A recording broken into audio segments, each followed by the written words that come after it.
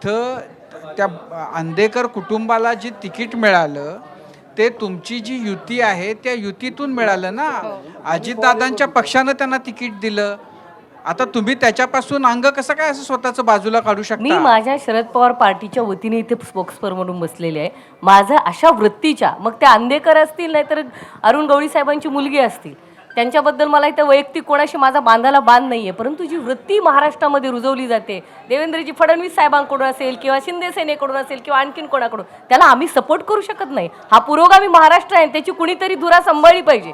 पण हे निवडणुकीनंतर म्हटल्या जाते असं कुठलंही मत सक्षणाच्या आधी तुमच्या पक्षाकडनं आलं नाही युती असूनही.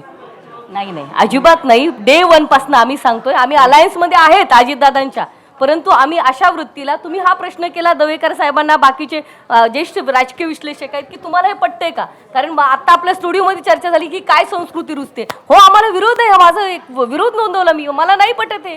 ठीक आहे, पुढची बातमी अपडेट घेण्यापूर्वी एक म्हणजे याचा अर्थ एक तरुण राजकारणात येऊ पाहणारी मुलगी म्हणून ह्या वृत्तीला विरोध आहे, पण पक्षाची सदस्य म्हणून माझे हात बांधलेले आहेत आणि माझं तोंड त्याबद्दलचं बंद आहे, अशी आत्ताची स्थिती आहे. तुम्ही हा प्रश्नच विचारला तर उभ्या महाराष्ट्राला मला सांगायचंय, मला कधीही आदरणीय पवार साहेब किंवा सुप्रियाताईंनी चिठ्ठी लिहून दिली मी ते बोलले असं झालं नाही. मी माझ्या मनाचे विचार मांडते, ते स्वातंत्र्य आहे. आदरणीय पवार साहेब आणि सुप्रियाताईंनी मला दिलेलं आहे. शशिकांत शिंदे साहेब असतील, जयंत पाटील साहेब, मला ते टोकत नाहीत की तुम्ही कसं असं बोललात गडे. हो, हा एक माझं मत आहे आणि माझ्या पवार साहेबांच्या पक्षाचं सुद्धा असं मत असावं, ते कुठल्याही गुन्हेगारीला सपोर्ट करू शकत नाही. मला एकत्र राष्ट्रवादी असताना सुद्धा उमेदवारी मिळतच होत्या ना अशा प्रकारे.